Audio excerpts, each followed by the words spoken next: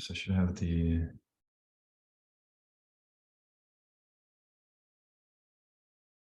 presentation open.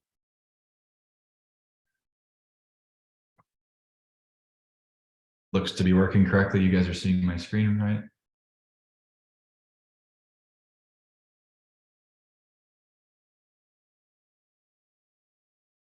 All right. So we could just get started, Jeff. Is that what you think? Yeah, I think we've got it's like 6 participants tonight. So yeah, go ahead, Phil. Okay, sounds good. So thank you for joining, and everyone watching the recording, thank you for listening in. We're going to go over referee communication today. This is a bit of a reprise of a chat I gave about a year ago when we first started doing the virtual trainings, but since the recordings all got lost from that time around, we decided that getting this one back in the recording and getting it posted publicly would be a good move. So I am going to walk us through a couple of topics around the overall communication of a referee. We'll go over a few different types of communication and why communication is so important to not only the role of the referee, but things like how you manage a match, the temperature of a match, the perception of the players, perception from coaches, even the sidelines. All of that feeds back into how we communicate. So there's a couple of different types of communication. The most obvious one from a referee perspective is going to be verbal. We say things before the match, we say things during the match, and a lot of that is how we want the game to go or what we want the players to try to do. So for our verbal communication, we want to really focus on what we're choosing to say. So specific words, how we say it, so that's our tone of voice, and then the volume at which we say it. Who are we talking to? We're talking to a specific breakdown at a specific player. We want them to take a specific action. Our word choice is going to be very succinct. Our tone is going to be probably a little bit stern, and our volume is going to be loud enough for them to hear it around what else is happening in the match. So for example, no hands, or even better, blue no hands, or even best, 6 blue no hands. Now we know exactly who we're talking to and what we want that person to do. And everything must be said at a volume that it's able to be heard by the player that you're addressing. Now, it doesn't mean I have to scream it as loud as possible and everyone across the whole field needs to know what I'm saying. But the person that I'm addressing the comment to has to be able to hear me. Now, there's other types of communication beyond verbal, and one of them is exclusive to the referee. And for the sake of participation, I'm going to ask anyone in the audience know what the second form of communication is. Very exclusive to the referee. The whistle. A whistle. Perfect. So whistle tone is one thing that we focus on a lot, especially as a newer referee. We want to make sure that the primary example is there's a differentiation between your penalty whistle versus your scrum whistle. So if we have a full arm penalty versus just a knock on, that whistle tone should sound very different. And I should be able to tell the difference from the sideline. So this goes back to the level of communication we want to set our standard while we're on the field. That whistle is important not only for all of the players to hear, but you can also help control sideline behavior, fans, coaches, the substitutes who haven't been on the field yet. You can impact all of them with your whistle. So think about the whistle as the tool that you're using to manage the entire pitch and everyone watching the game as well. If I have an uncertain whistle tone, people will know that I was uncertain while making that call. If my whistle tone is very clear and there's a clear differentiation between minor infraction versus major infraction, the players also know how to react to that as well.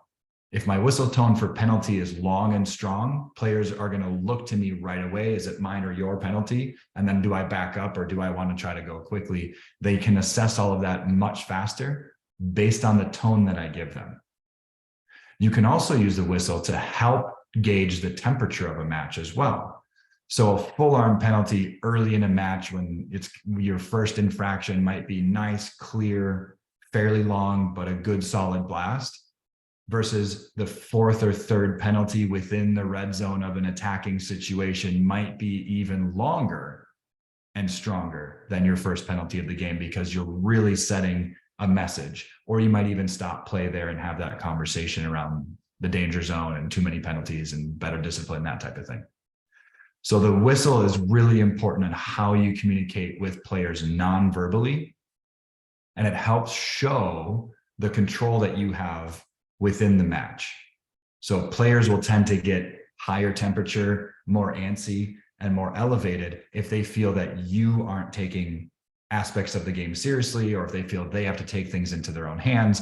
And you can stamp out a lot of that by having the correct whistle tone from kickoff until end of match. So those are the easy ones to identify: what we say, how we use the whistle. There's a third type of communication that's also on this slide.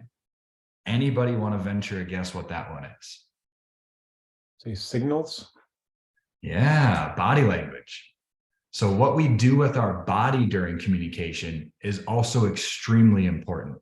And this is one of those things that you want to start to focus on after you have really good whistle tone. Whistle tone is more important than body language, I think. We also talk about it in terms of whistle signal. So you want to get your whistle tone correct and then your primary signal up right away. What we can do beyond that is things like secondary signal. What we can do beyond that is things like, where am I facing and how am I standing? How am I using my hands when I speak to players?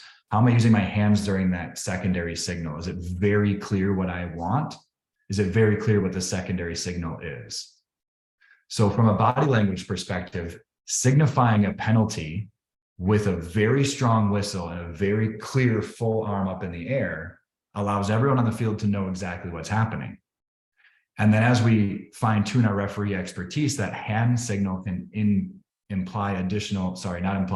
can bring about additional secondary signals. So what was the penalty for? Knowing that there's a penalty is step number one. If I can clarify to players with a simple hand signal what the penalty was for, those players are now going to better understand the picture that I want to see in that situation next time, especially around tackle, ruck, breakdown, maul, those types of situations. When I blow that penalty and give a very clear secondary signal, now the players understand even more about the picture I'm looking to see around that phase of the game. And the last one here is body language. So this becomes extremely important anytime you're speaking with a player outside of your primary and secondary referee signals. So you always want to try to have what's called an open body language. That means I want to be directly facing the person I'm talking to, and I want to be using upward hand motions like this. I don't want to be using finger pointing, and I don't want to have my arms crossed because those are closed off body positions. So I want to be open and accepting to new information. I'm a big fan of having my arms forward, and I'll stand quickly so you can see arms down at my sides as well while someone asks me a question. And then I'm going to gesture with open hand signals while I explain things to them or while I answer the question that they had asked me. And that's really important because once we start to show closed body language or start to use accusatory hand signals, hand gestures, I'm pointing at somebody, I'm pointing at their teammate, I'm yelling at the captain, those types of things create a defense response in the person that I'm talking to. And now we don't have a good player to captain relationship if I'm putting them on the defensive, if I'm putting them on the back foot by being accusatory in my body language. So keeping that open level of dialogue, of course, when appropriate during the match, is extremely important to making sure that you have good rapport with the captains, which then results in the right level of temperature control of the match as well. So these are the three primary types of communication. Later in the presentation, I have a couple of little clips and videos we can watch that exemplify what we're looking for from some of these, and maybe even some bad examples. We'll see if we can suss out which is which. But for now, I wanted to move on to the importance of communication. I mentioned some of this in the opening preamble, but this is where we break down who we're communicating to and why it matters so much. I mentioned earlier that communicating clearly elevates the level of confidence the players have in your ability to call the game. That directly affects the player's psychology during the match.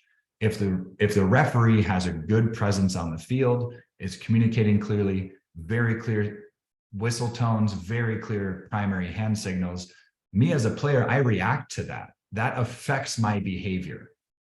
Everything we do on the field affects player behavior. And so if we set our own standard high in terms of communication, whistle tone, primary signals, now the players are going to play to that level as well.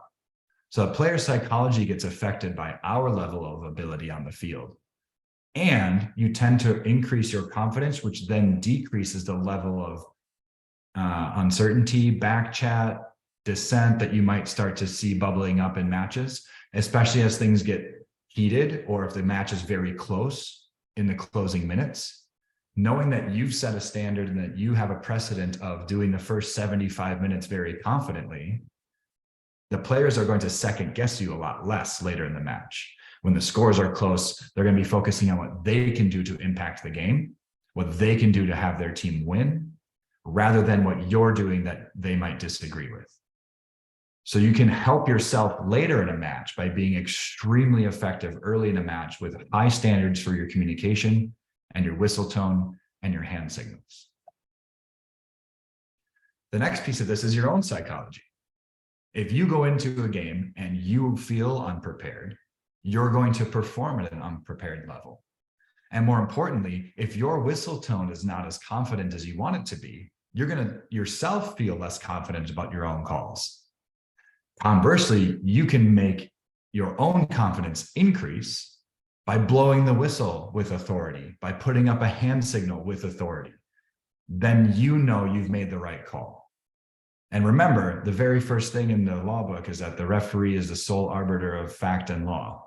So you're always right.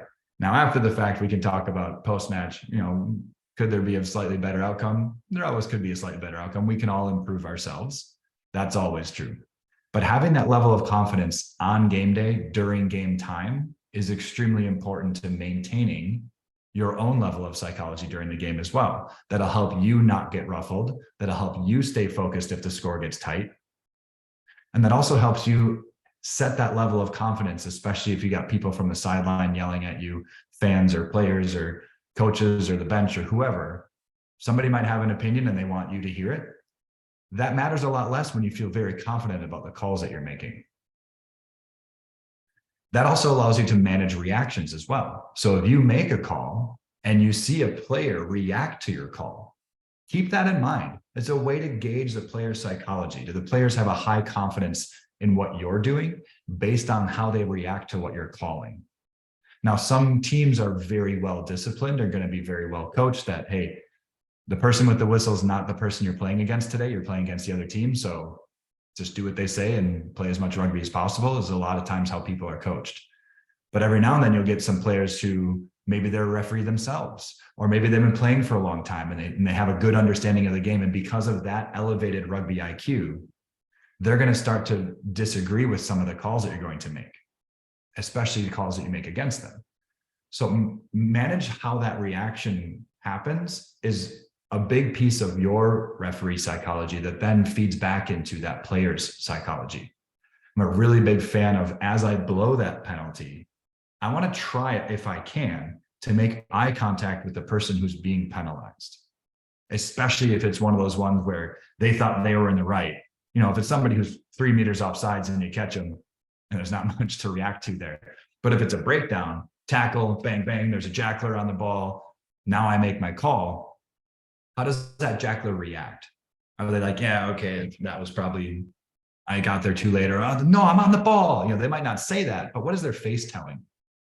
And then you can use that as how you adjust your communication during the match as well. Knowing that a team has for example, let's stick with the jackler, a really good jackler who's going after the ball all game long.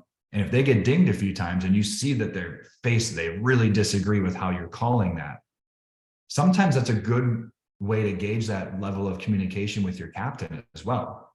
Have that discussion, especially if you had that discussion pre-match, where you set a little bit about what you're looking for from a standard perspective. Here's the standard of play I want to play at today. Here's some of the baseline of the pictures that I'm looking for. A lot of times people like to talk to the front rows, make sure they bind up on the jersey. You're creating a picture. you're making sure that the players understand the expectations you have for the game. If you've done a good job of a pregame chat, that can come back to help you mid-game by managing that player reaction. Go have a conversation with that captain around, hey, remember I told you this was the picture I wanted to see around the breakdown. And I know I've dinged your number 6 a few times, and that's because it's not the picture I told you I wanted to see. Or maybe it's not the 6's fault. I need your tackler to roll too soon, but your 6 seems to be confused on why they're being penalized. Really not that player's fault. It's the tackler hasn't rolled yet, but because that player's attempting to jackal before the breakdown is clear, now we have to blow the whistle. That level of communication can be based on the types of reactions that you're seeing on the field. So that's a big piece of how we communicate and adjust our communication based on how the match is progressing. Another big piece of that is the sidelines perspective. There's going to be substitutes who are not in the game, in the mix, hearing some of your smaller communications, who are going to come onto the field. So most of what they expect from you are going to be what you've said in your pregame chat, and then the standard that you've set during the game until they joined it. Same thing goes for coaches. And then, of course, any level of spectator. You're going to have always somebody who might disagree with a call that you make. That's the nature of being a referee. How you manage that sideline perspective comes down to some of the communication tools we just talked about.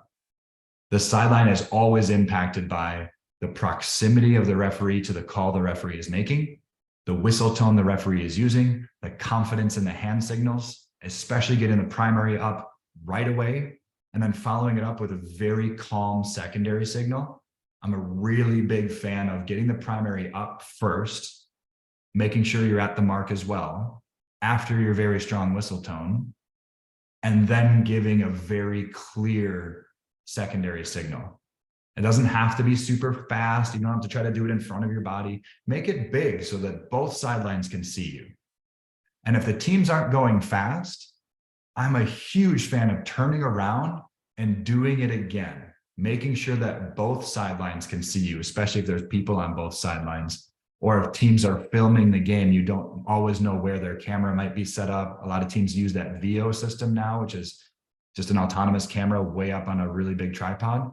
So making sure that your hand gestures, especially for your secondary signals, are really big so they can be seen from the sideline, they can be seen on the game film. That's extremely helpful to you to help manage that sideline perspective, making sure everyone on the sideline knows you know what you're doing. And it's super useful for match film review later. You can go back and watch yourself, and you might not remember, what was I calling there? But oh, there's a very clear secondary. Now I know what I was calling. Makes it really easy to go through game film with a CMO as well. If you ever want to get evaluated virtually where a CMO didn't come to your game, but they can review game film with you, this is extremely beneficial when you're doing very clear secondary signals. Then during your discussion with your CMO, you both know exactly what you called, and then you can start to talk about why and the various nuances of that discussion. We'll make sure everyone gets the deck because there's a couple of links in here that back up what I was talking about regarding the psychological effects that this has on players. Now, based on the audience, these conversations for this next interactive slide might be a little bit shorter than we might want them to, but we'll keep it going as best we can. I wanted to have a little bit of interaction here around examples. So we've all refereed, most of us have refereed, many of us have played, we've all watched sports on TV.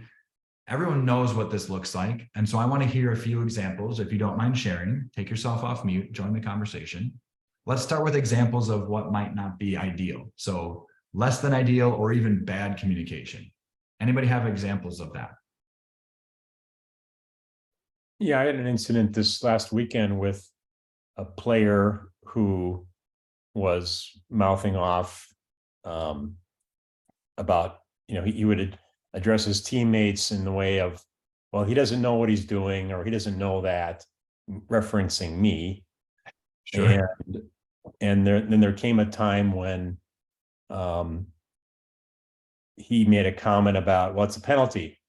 And I said, well, no, you may not know this, but it's a scrum. So, I kind of engaged him in the bad back and forth banter. I guess I sunk down to the level of trying to one up the player in his commentary on my refereeing. And Sure. it was one of those things that felt good at the moment, but in retrospect, like I shouldn't go there. Yeah, I know what you mean about felt good in the moment. It's like, yeah, put him in his place. Yeah, I know the Right. law better than you. But yeah, it's good to be self-aware about that. It's like, well, I know the law better than him. Of course I do. That's the expectation here. Is that really what I'm trying to accomplish? So yeah, great story. Was that player that team's captain? No, he was not. Okay. And it And happened maybe that later in the match, I did address the captain about this. If this player continues in his kind of commentary, you're going to have to either substitute him out or I'm going to red card him. interesting. Yeah, it's a definitely a way you can go when there's bad communication from a player on the field, especially if it's not the captain. There's a couple of ways to do that. I like addressing it in some way, shape, or form. There's a few examples of how to address it. It depends on the level of rapport you have with the current captain. It also depends on the level of snark you want to have as a referee. So I've seen referees who have a mouthy player, especially if the mouthy player is in close proximity to them. I've seen referees ask for the captain by name in the other direction. So like the mouthy player might be on my left, and I might turn this way and say, "Hey, Brad, are you still on the field?" Addressing their captain this way. I've seen referees do that. I'm not necessarily a fan of that because it's slightly, you're kind of being a little bit snarky about it, but it does Yeah. send a message of like, hey, I don't want to hear from this guy. I want to hear from you. And I only want to hear from you sometimes. So kind of an interesting way to bring that around, but also very good idea to address it with the captain directly, especially early in the match if that starts to happen. Another place to address that is in the pregame chat, depending on the level that you're refereeing.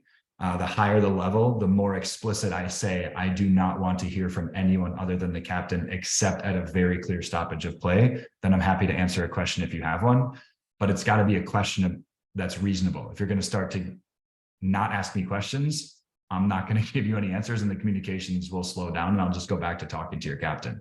Examples of that are like complaining about things that happened in the scrum. Well, that's not a question. We're going to move on from that very quickly. At further down in the level of competition that we go, I'm more open to having any level of communication from players who especially don't know what they're doing and want to learn about how to better assess physical activity within rugby. So like, did I tackle that guy illegally, or what about that ruck was wrong? Those are the types of questions I don't mind answering from any player at that level, especially if we're like, okay, we're setting up for a line out and the player who got dinged wants to know why they got penalized. I'll explain that every time because that helps us have a better match of rugby. So back to your example of bad communication, it sounded like there was kind of twofold there. We had bad communication from a player on the field, and then you also self-assessed a little bit and said, yeah, maybe me kind of dunking on him a little, like, I know the law better than you, might not have been the best choice. But I think I want to come back to that example one last time and ask you one more question. Did your course of action of discussing with the captain, showing the player that you knew the law, did that result in the correct outcome? Yeah, I think what also helped was that this was like first half play, and then the second half, early on in the second half, that team scored a try, and this mouthy player was a kicker with a conversion. And so I was standing next to him when he's setting up for his conversion. I said, let's have a good second half together, and I extended my hand in a handshake, and he shook my hand and said, yeah, I'm sorry for what happened before. That's fantastic. That's a near perfect outcome. That's great. I'm really happy to hear that rapport was able to be rebuilt during that same match. A lot of times you come across that and it takes until after the match and be like, yeah, let's make sure we do better next time. But that's awesome that you're able to course correct that during the game. Great job.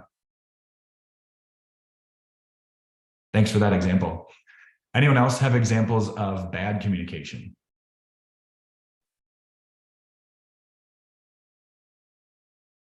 And that's okay. I have one that I would like to share as well. So I'll open it up and make sure everyone's got a chance to share theirs.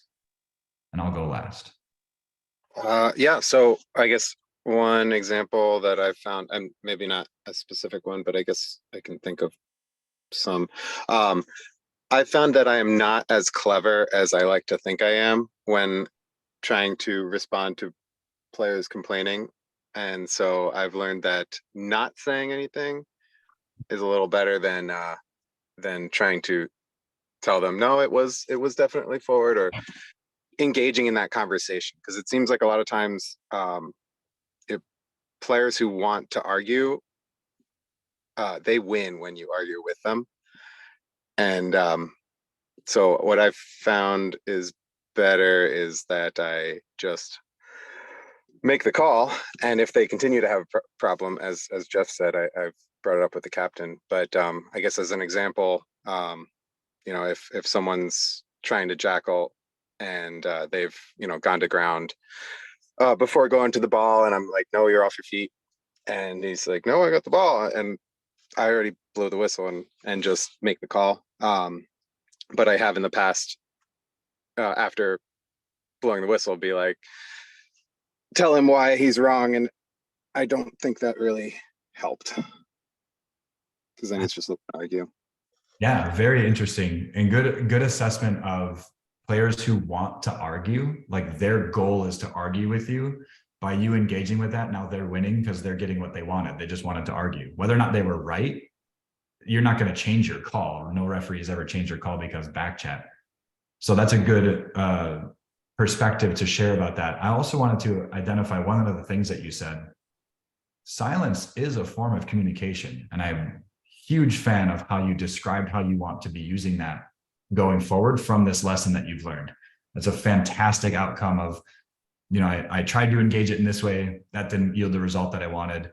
So maybe next time, or you've already started to do this, where I blow the penalty and the player's like, oh, but I'm on the ball. Okay, if I just don't acknowledge that statement at all, like if I just completely ignore it, my silence is now a form of communication. I'm setting the standard on the field that I don't care what your opinion is. I already blew the whistle without having to say any of that, which then gets back to your point about not necessarily engaging in the argument, but still stifling the argument by not engaging, I think is going to encourage the correct outcome. And then, of course, as with any back chat, you want to address it either with the captain or with a dissent penalty, again, based on severity. Great job. Great example as well. Any other examples? And it doesn't have to be a self-admittance of bad communication if you're shy. That's fine too.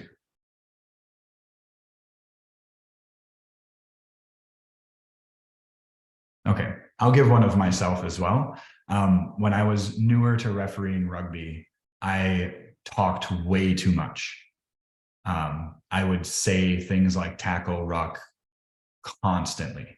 And it was bad because even though the things I was saying were concise and the pieces of information I were giving were accurate, it doesn't mean it was relevant.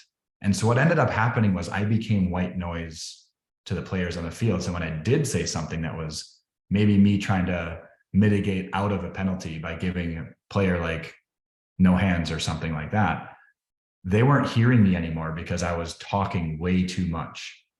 So even if we talk about the good aspects of communication being concise, clear word choice, really short sentences, all of those types of things, doesn't necessarily mean that I'm doing good communication if I'm just flooding the players with my voice constantly. So good communication is also knowing when to say things. And that's something that I, fortunate enough, had a CMO who helped me realize that and coach me up on how and when to use my voice rather than being a constant white noise machine. Great. Those are some wonderful examples of bad communication. Now I want to see if we can have some examples of good communication. And it could be yourself, a referee you've watched, a game you were playing in, something you saw on TV, anything at all. Just looking for examples of good communication that are out there. So something that I've found that's been working really well in the chat with the captains during the coin toss, I will express to them that I'm relying on them to keep their team under control if things get chippy or heated, and that seems to put the onus on them as their captain of each team to bring their unruly players under control, and it's helped a lot to kind of deflect the focus, instead of me trying to manage, angry, frustrated people. It's me working with the captain who's managing their angry, frustrated people. Yeah, that's an awesome example. And I'm going to steal from a different presentation I attended once. Your captain is your ally. They're an ally with you in creating the best rugby match possible. And once you think about it that way, then you're absolutely correct. Like, you're on my team making sure that we don't have an explosion. We don't have anything going to handbags. And the captain is responsible for not only their own players on the field, the captain's also responsible for their own sideline as well. So if you have an unruly coach or unruly fans from one team, you can address that with your captain as well. And then back to your point, saying that at the beginning of the match now establishes that rapport. You're building that relationship early, saying, hey, I'm in this together with you, trying to make the most rugby happen today. I don't want to really blow my whistle, and if you make me, I will, if you guys, play the ball incorrectly. But if we can manage the situations together, and I don't have to get involved, then we're going to get the most rugby possible. Everyone wants to play rugby. A lot of teams want to play fast rugby. And a lot of that is predicated on me not being in the way of that, both physically and with the whistle. And so, yeah, treating the captain like an ally and setting some of those expectations is fantastic communication. That's a really good example. Anybody else have an example of good communication?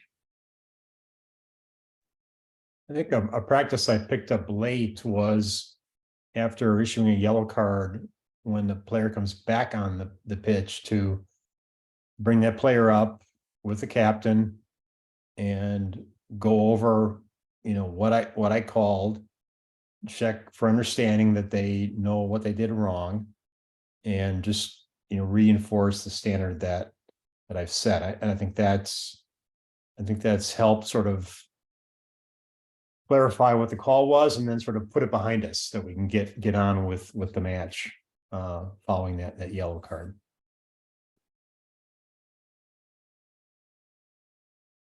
Yeah, really good example as well.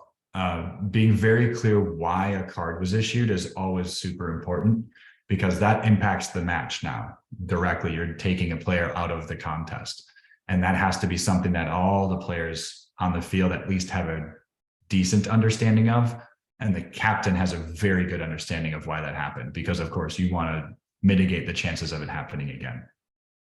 Really, really good example. Yeah, I think, and especially there's just these incidents of a penalty close to goal, attacking side, player not retreating 10, making an attempt at a tackle, and just saying, hey, that could be you're interfering with a potential to make a try. So, it's going to be a yellow card. So a lot of people don't understand that, why I do that. Yeah, that's a really good call out, because there's differentiation in the penalties and how we communicate the penalties based on where we are in the field. That's a really good point, because the severity of the penalty increases the closer to your own try line you're getting. So if I'm performing an infringement on defense out at midfield versus on my own 2 meter, those might have different levels of severity, even if the infringement itself is inherently the same. Like hands in a ruck way over there versus hands in a ruck way down here, the outcome and the impact that I have on the match is very different, especially as we see things like you just mentioned. You have more than one of those in the red zone, or the scoring opportunity, however you want to phrase that. You want to make it very clear that, hey, down here, discipline has to be tight. And if you're not very disciplined in this area, there's going to be a little bit higher level of standard for what is maybe even penalizable, but definitely where the card threshold comes into play. We're a little bit more strict when there's a scoring opportunity. That's absolutely correct. Good call out. Any other examples of good communication?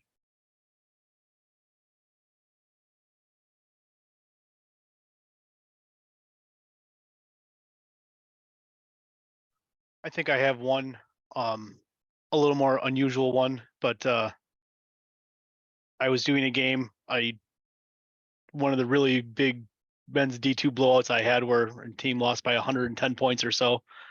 But, getting later into the second half, there was one breakaway try where the runner came close to me. He wasn't trying to pick off of me, but it happened to happen that time. And, the other team being frustrated, their captain approached me about them picking off on me. But, I explained to him, I don't think that's what happened, but I'll have a word with him. And that way I was then able to go to their captain, talk about, hey, this is what they said. I don't think you did it. He's standing, their captain knew what I was trying to accomplish. We had a nice conversation, like, yeah, I get why you're talking to me.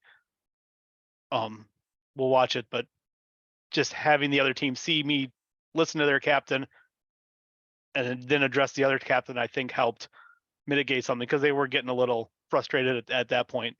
But it at least showed them that I was listening to them no matter what was going on in the rest of the game and taking their concerns seriously.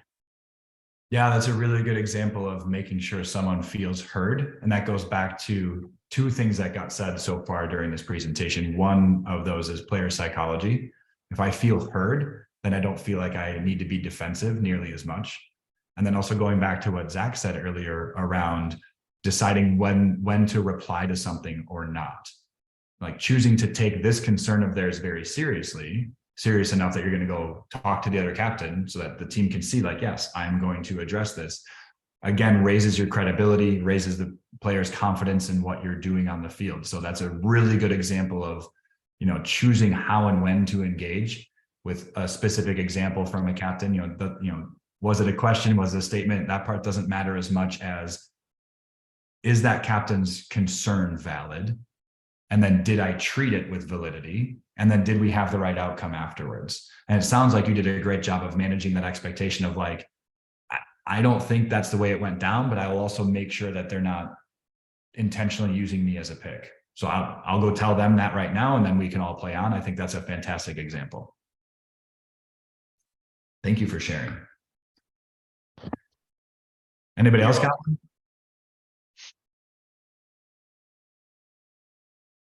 Okay, well, we're going to move on. I have a couple of clips to share, and I know doing video over Zoom is always kind of goofy, but this worked quite well last time if I had all the tabs preloaded to the timestamp. So first one is going to be some stuff I found in the England Rugby Union referee training. This is all just publicly available out on YouTube. And again, you'll get a copy of the deck that I'm using today. So you can go watch all of these links on your own as well. But for this one, I just wanted to share this. Referees use a variety of methods to communicate with players. In this whistle stop. Now I'm going to stop this there. Is the audio coming through for everyone? Yes or no? Yes. Yes. Okay, great. That's what I wanted. Perfect. So I'm going to play it from this line out right here. We're going to look at your whistle, hand signals, and your voice.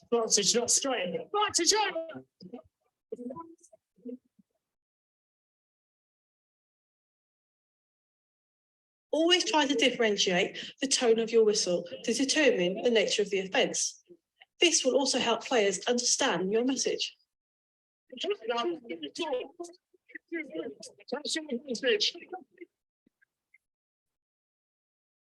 So the point of this is understanding the difference between whistle tone that we talked about at the beginning of the presentation. It's also what she just said, and this is a really good example of a long, strong, stern whistle blast, because you can tell green is under tremendous pressure here. Right behind green is the try line. Right behind the try line is the bus. Like we're way down in the pitch and they're getting blown up in the scrum. So this is a pretty significant area of the field and a pretty significant penalty. So I really like this example of how the referee is long and strong on the whistle, very clear arm signal. He also said, if you could hear it, he said penalty advantage right before he called the penalty as well. Think, why am I communicating and who for? Forward. Practice. So that one's really a good example of a knock-on resulting in a scrum where the whistle tone was shorter, but the volume was still loud enough for everyone on the pitch to hear.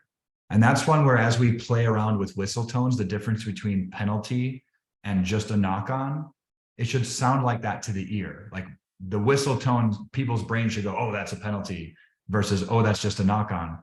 But the important thing to remember is that everyone still needs to be able to hear you. And so I was personally guilty of this, where I was really adjusting my whistle tone between the two to the point where like my scrum whistle was way too soft, not, very clear, and people got a little bit confused, and I had to realize like, oh, that's my fault. I'm not doing a good enough job of making sure everyone on the field knows what's happening, and that starts with the whistle. So we're just going to let this last tone section play out and then move on. Is using your whistle to gain confidence and ensure the sound is clear and sharp.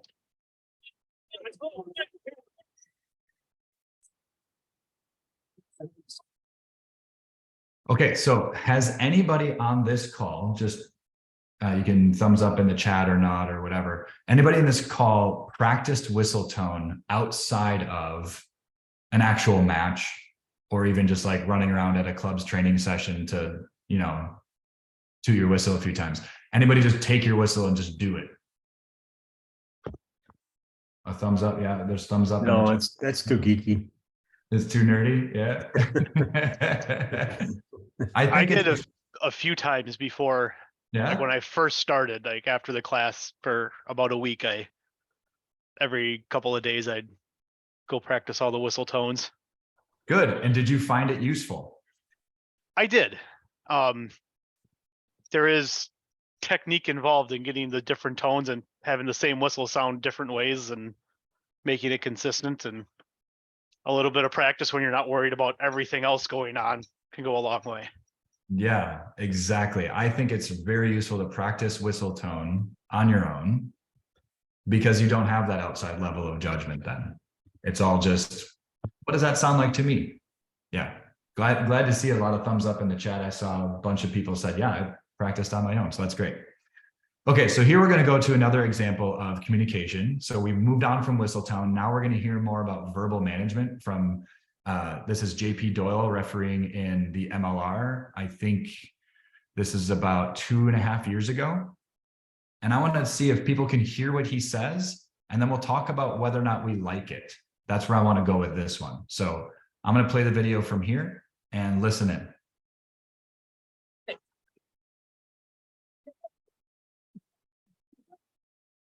Give me a time, move it away. You hear JP Doyle?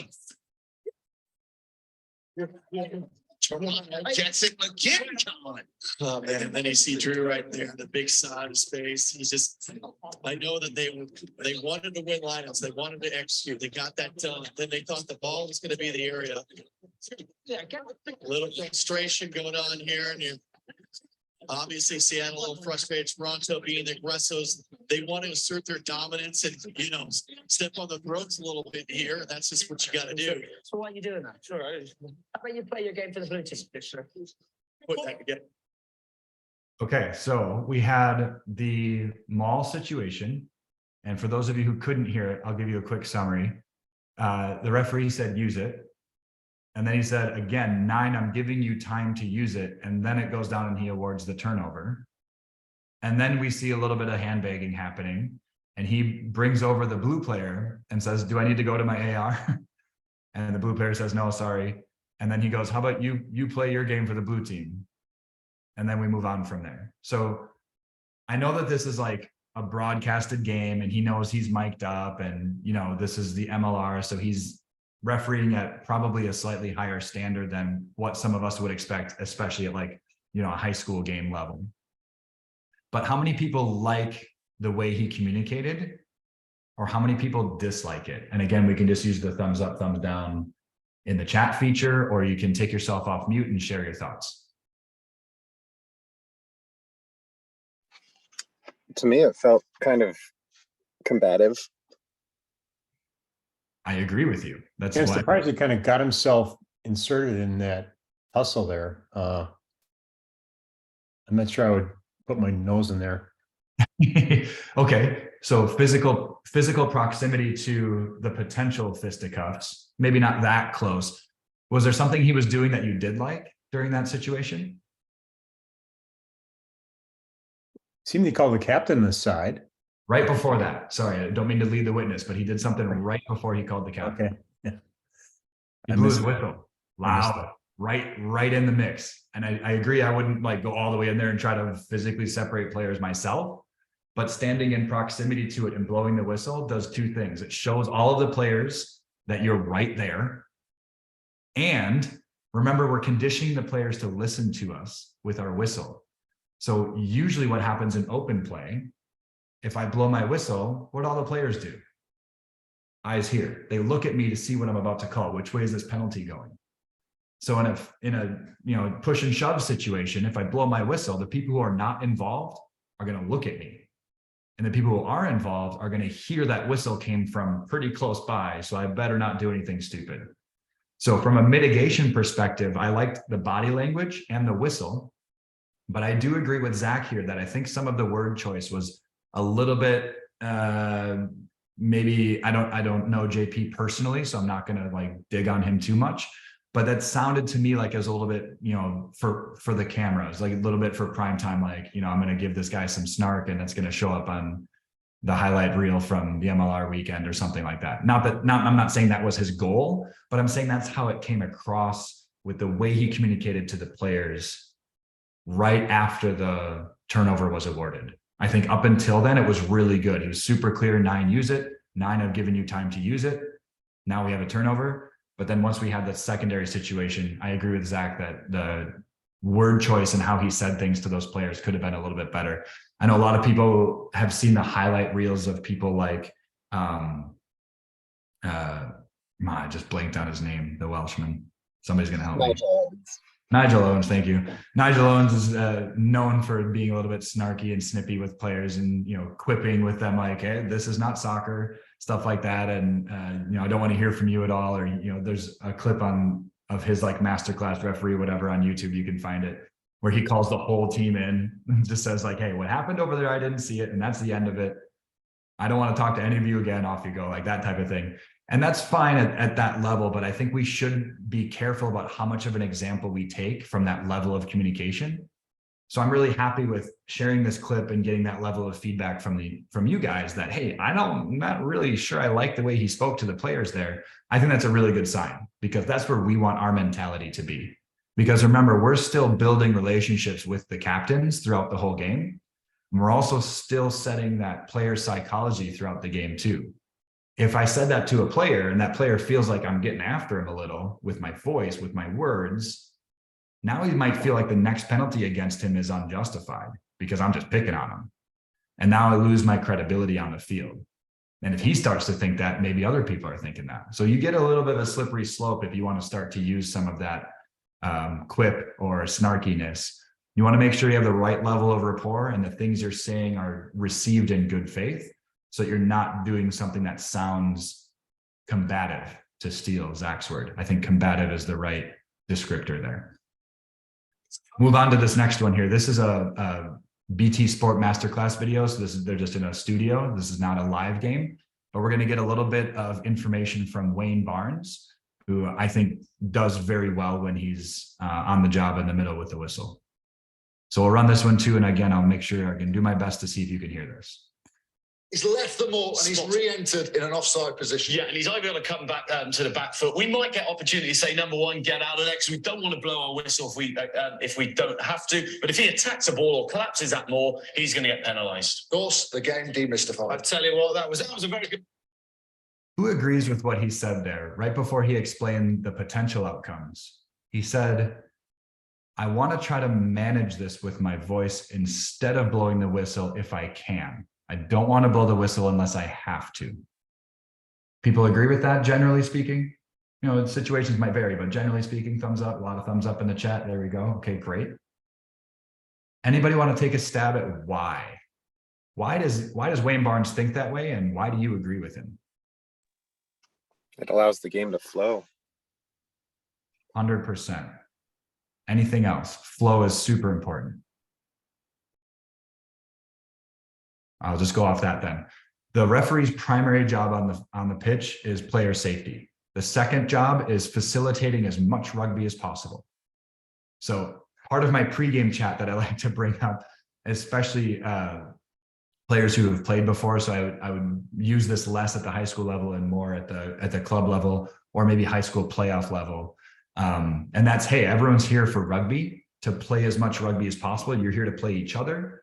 Your parents are all here to watch you. No one's here to watch me blow my whistle. So I don't want to, and I'll try my best not to, but if you make me, I will.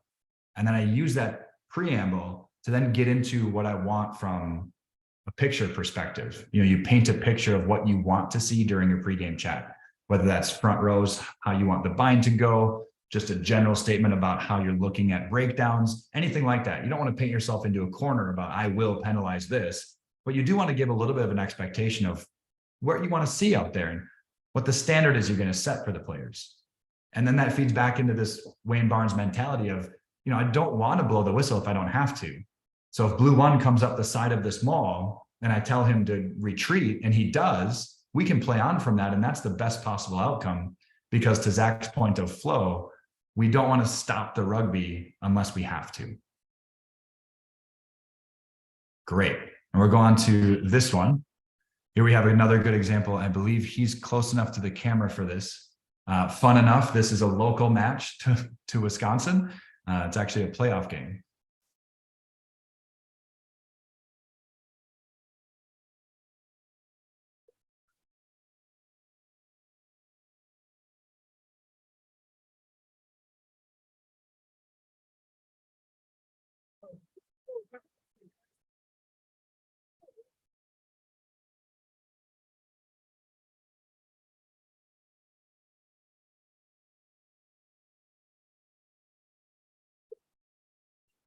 Okay, so it's kind of hard to hear because there's sideline people right next to the camera.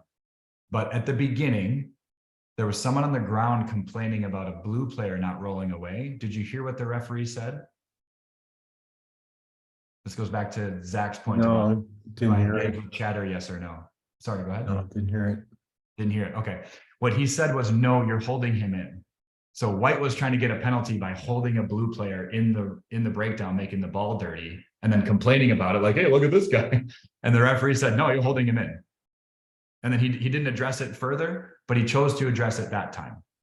I think that's important because, as you can tell, blue's on a bit of a goal line stand here. That's the vibe we get without being able to see the rest of the field. And then later on, as the ball moved twice, he was super clear and concise with his communication to the point where it was one word, 2 different times. And I think that's a great example of setting what you want and making sure all the players know what you mean. So in this case, the breakdown was set. White had the ball and was about to recycle. And he told the blue team to wait. That's all he said was the word wait. And you saw their whole line was like itching to come up and hit somebody, but none of them were offside. And I think that's a fantastic example of him using his voice to mitigate away from a potential penalty. You see a lot of these players were ready to come up and he said the word wait, and then another breakdown later, he said it again. And I think that worked really well on again, his expectation, the picture he wants to see, and using that word of wait allowed there to be a bit of breathing room between, oh man, is that guy creeping offside or is he not? I told him to wait. What I mean is wait until the ball's out, but I don't want to say that whole sentence. So I think he got his point across very, very clearly with just a single word. And that's where we come all the way back to the beginning of the presentation around verbal communication being the words we choose and how we say them. So apologies on that one. It wasn't quite loud enough to hear him. And I think this one is actually from the exact same game. So it might be harder to hear here too, but I'll give you the translation if it is. Anybody hear it? No? Too quiet? Okay.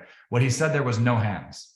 And this is a really common referee phrase to say out loud during a game because it sets the expectation of what you want without having to get into all the nitty-gritty of, no, that guy's on the ground or you join the ruck late or this or that.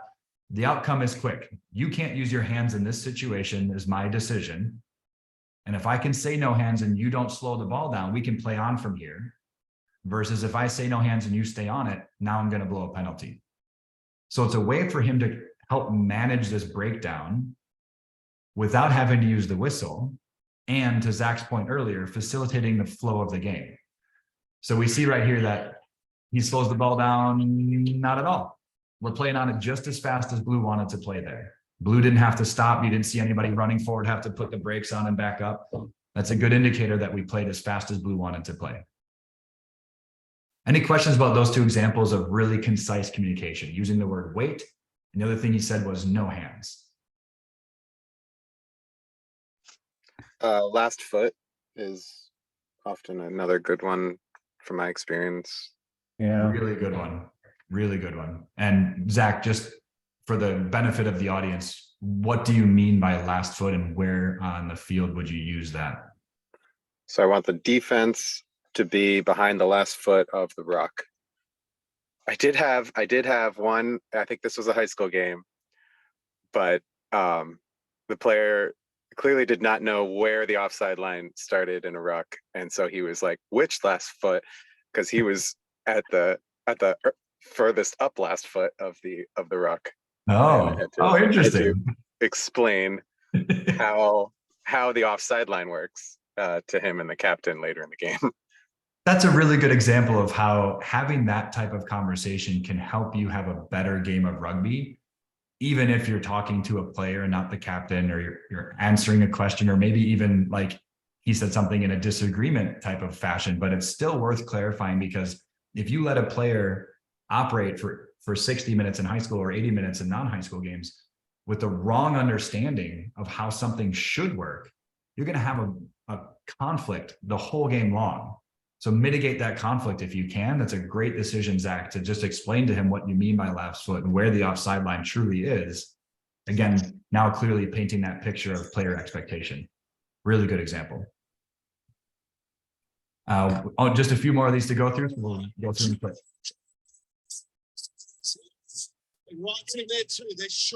Anybody hear what he said there?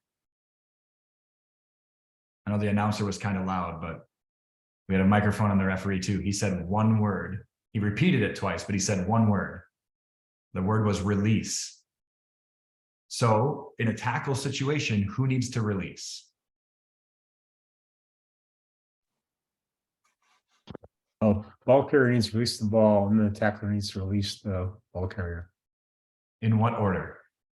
Tackler first, then ball carrier. Perfect. And that's why release is such a good word to use, because it applies to basically everyone who's on the ground, right? Like none of them have the right to play the ball. The ball carrier gets one placement, must use it immediately, right? But beyond that, no one else can do anything. So release is a great word to use here, because he can't necessarily see players' numbers in that mess.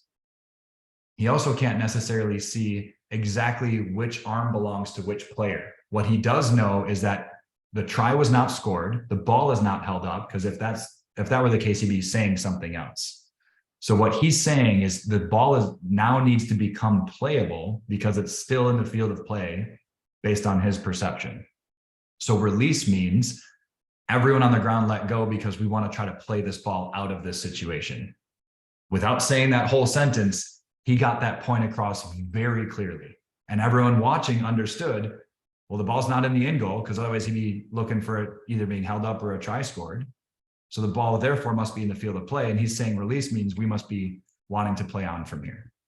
Really good example of one word accomplishing an entire goal.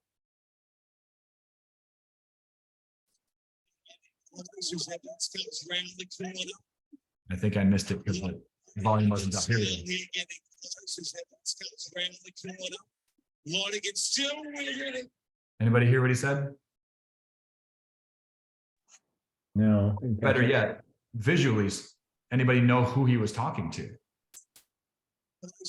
Don't have. Telling him that's one.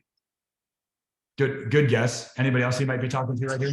The guy that's not in the mall on the line. Another really good guess. Great. Those are perfect examples of who he could be talking to based on body language, where he's pointing, what he's saying, who he's looking at. Since you can't hear his words, I will tell you what he said. He says, "No blue, you've changed your bind." So he's addressing number 4 right here without being able to see the number. So he addresses him by color of shirt. And he says, "No blue," which would probably be enough in this situation. It's a mall. I'm saying no blue, it means you can't contest the mall from there. But since the mall is formed and it's trundling forward very slowly, he deems he has enough time to tell him why. No blue, you've changed your bind, which means he's got to go all the way back around. They end up scoring the try anyway, so it becomes immaterial, not worth penalizing. And when he said blue 4 or no blue, you saw the blue player look at him and put his hand up like, what did I do wrong? You know, he already knew he was in the danger zone there. So I think that's a great example of how this referee's got a good rapport with players on the field, and they have a good level of confidence in what he's saying and calling, because the moment the referee started to address blue, that player looked at him right away. It's like, oh, is that me? And if the player had no confidence in what the referee was doing, he would have just ignored him. So I think it's a really good example of the standard this ref is refereeing at. And this last one, we won't be able to hear it, but this is actually from just this past weekend. And I wanted to use this example. They tried to switch to the referee's microphone here, but it didn't actually work. But this is a different example, and I want to give everybody a chance to watch this silently, and then thumbs up or thumbs down in the chat if you think this body language was good or bad.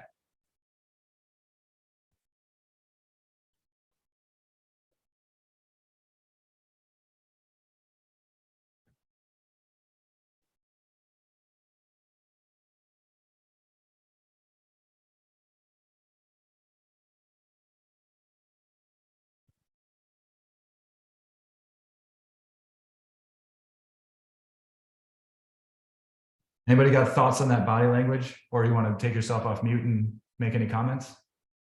I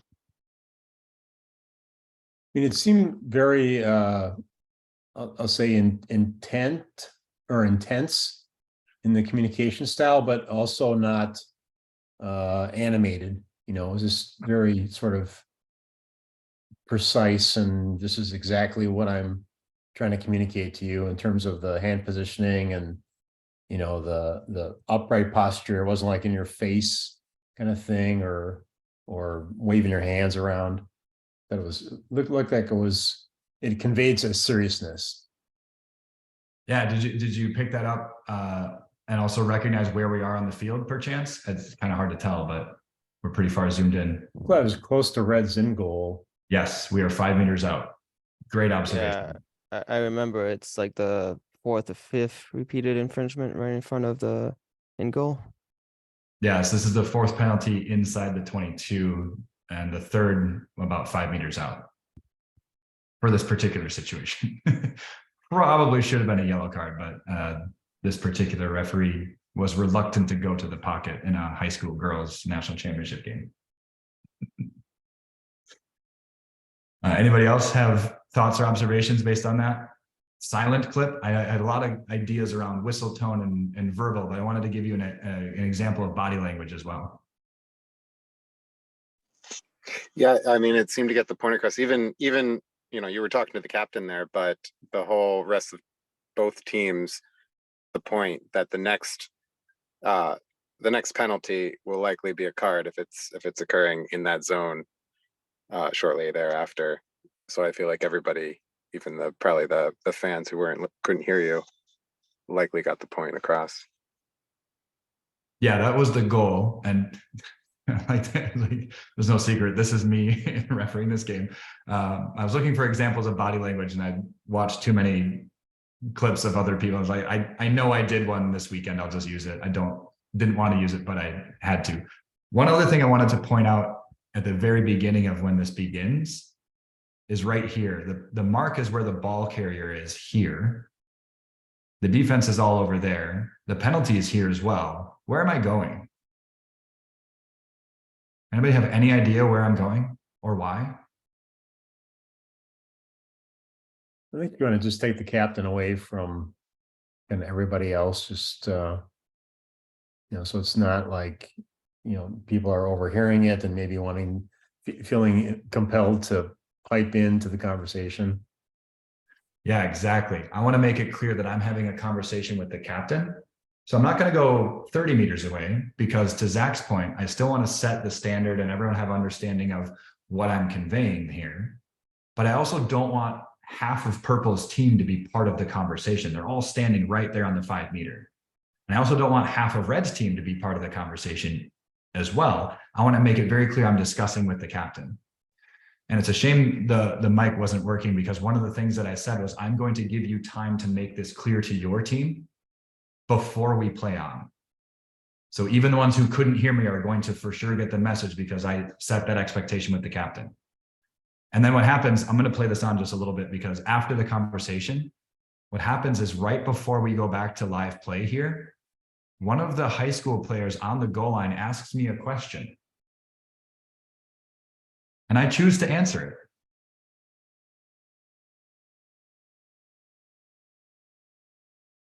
You see their hands up like, wait, what? And I walk over. She asked a clarifying question about where they need to be in order, she didn't say anything beyond that. She's like, how does this work? Do I need to be on the goal line? How, like, whatever. And I said, yes, goal line until the ball is played. Anybody have an understanding of why I would take the time to answer the question right there? Well, first of all, it's high school. And secondly, you restarting the game after you've paused it for a while to talk to the captain and to let them talk to each other. And so it's important that everyone remember, they might have forgotten kind of where we're restarting from. Exactly right. Yeah. So there's a bit of a pause. And if there's anyone uncertain, back to Zach's point earlier, or I forget who said that, using the wrong last foot for where the offside is. If there's any uncertainty on why that was a penalty or where you should be, we're just going to end up with another penalty. And back to what is for sure Zach's point about the flow of the game, I'm not building a good game flow if I'm poorly explaining my expectation, then repeatedly infringement, penalty, because I didn't explain it well enough. So it's incumbent on me as the referee to make sure that the players on the field understand what I'm expecting, so that we're not just riddled with penalties for the entire match. That's what we don't want to have happen. Yeah, so that's what I was trying to do there. It's again a shame that Mike wasn't working, because that was a really funny, she's like, do I need to go back 10 from here, or are we on the goal line? And then when can we come up was her question. So really good example of a way to like, yeah, I'll explain that to you now, because if I don't explain it, we might not get another chance because you might be off the field for 10 minutes. Okay, so those are the examples that we had of the styles of communication, live examples of actual referees doing the job. And we also had some of this start to crop up during our discussion already of key phrases, useful words. Zach said last foot was a really good one that's not even in the deck, so great job there. These are key phrases you can employ during your refereeing to help you be extremely concise while also being very clear on what you want to have happen.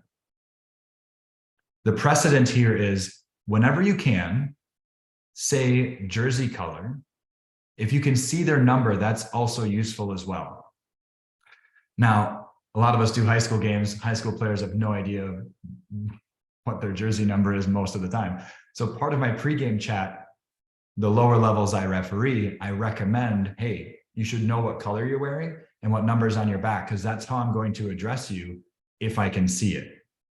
At higher levels of play, players tend to know what number they're wearing, and you don't need to mention it as much, but if you want to keep that as part of your pregame chat, definitely can't hurt. But we're going to say jersey color first, because if I say yes or no, for example, the first one, and I don't say who, people might be like, wait, what? But if I say red, no, then they know, the red player knows to stop whatever they're doing. And yes or no is very clear, because I don't need to further explain what's happening, what situation we're in, or the why. I can just give them the outcome that I want to see. So yes or no are super useful, especially in contested situations, especially around contact. So mauls, breakdowns, jackler, cleanouts and rucks.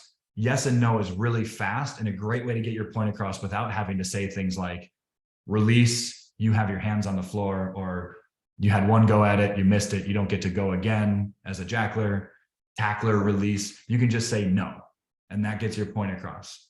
Now, some of these other words will be employed when you have a little bit more time, or if you're refereeing a match where they might need a little bit more clarification than just no, but also to change it up too. Back to my point about when I was giving bad communication, if you're saying the same thing over and over and over and over again, it tends to turn into white noise and people don't listen very much.